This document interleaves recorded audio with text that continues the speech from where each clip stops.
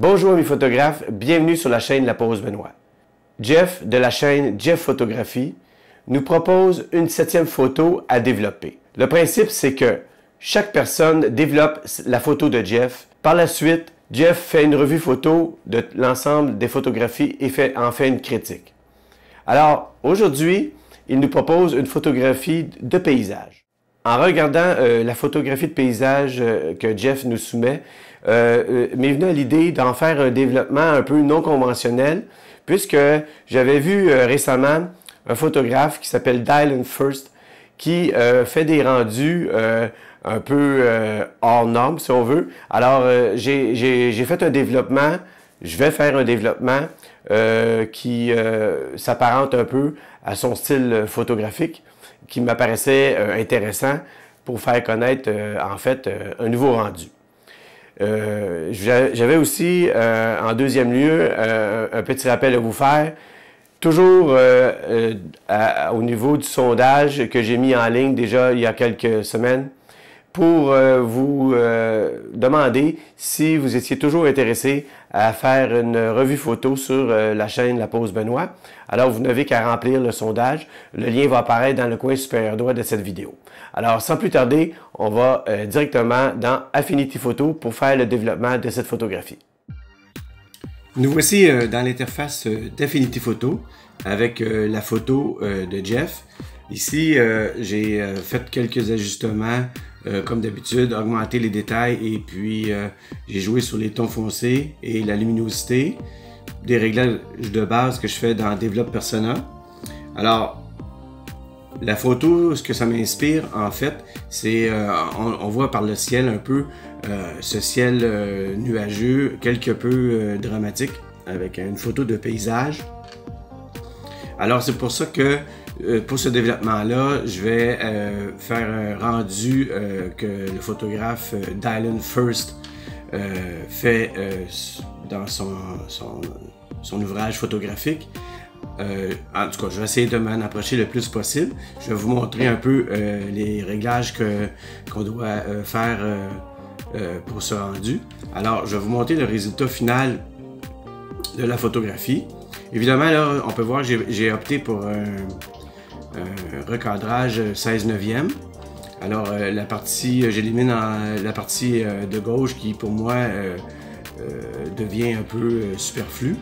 Et puis, on règle sur la ligne de tiers ici la tour avec les rochers. Alors, pour commencer, bon, bien, on va décocher les différents réglages ici pour partir de la photo complètement brute. Alors, pour commencer, on a le réglage séparation de ton. Évidemment, tout au long de cette retouche, on va voir que on a beaucoup de latitude au niveau des réglages, que ce soit sur les pourcentages, des différents calques. Alors ça, c'est évidemment vous qui le déterminez par rapport au rendu que vous voulez lui apporter. Alors, pour commencer, comme je disais, on commence avec le réglage séparation des tons. Alors moi ici, j'ai premièrement sélectionné au niveau des tons clairs une couleur ici à peu près dans les bleus au niveau médium. Et puis j'ai réglé la saturation à 16%. Évidemment, si on joue aux extrêmes, on voit les résultats que ça donne. Puis là, on détermine évidemment le pourcentage qui nous convient. Même chose pour les teintes des tons foncés. Ici, j'ai réglé à 43%. Donc, c'est le premier calque de réglage qu'on doit appliquer. Le deuxième calque de réglage, on va aller dans le menu ici, en haut. Et puis, on va venir sélectionner nouveau calque de remplissage. On a ici le calque de remplissage qu'on peut, en cliquant ici une fois, on vient ajuster précisément notre couleur. Alors ici, vous avez le choix de sélectionner les curseurs RVB. Moi, j'ai choisi les curseurs CMJN qui, je trouve, apportent une plus grande précision au niveau de l'ajustement. Alors, je joue un petit peu avec le curseur pour vous démontrer ce que ça vient faire directement sur notre photographie, ce calque de remplissage au niveau couleur.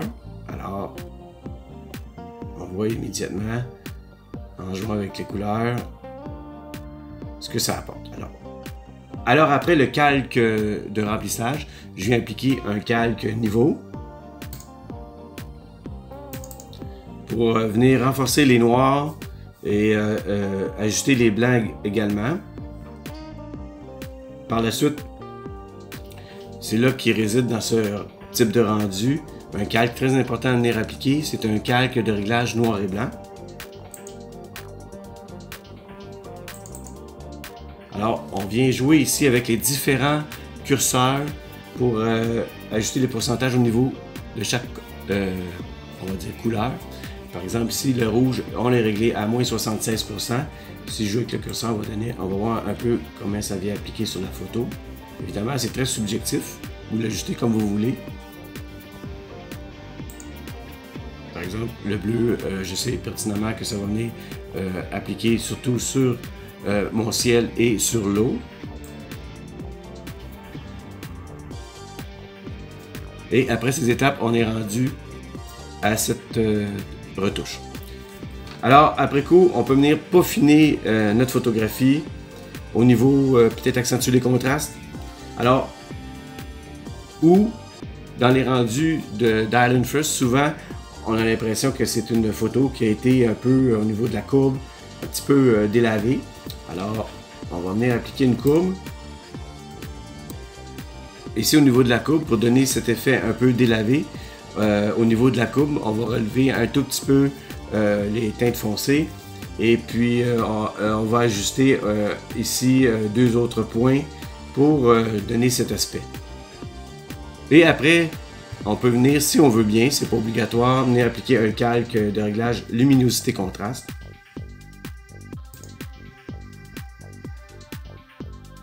Vous voyez là, on retrouve un peu plus de contraste. Si on préfère que ça soit un petit peu plus délavé, ben, on ne vient pas ajuster le calque. Et puis, pour finir, on a appliqué un calque de réglage vibrance que j'ai réglé la saturation. J'ai baissé la saturation à moins 9%, puis j'ai augmenté la vibrance à 13%. Ça peut sembler contradictoire, mais si j'applique plus de saturation, ça peut le faire aussi. Par contre, moi, je voulais donner un aspect un petit peu plus, encore comme je le disais, pour s'apparenter au rendu du photographe un peu plus délavé.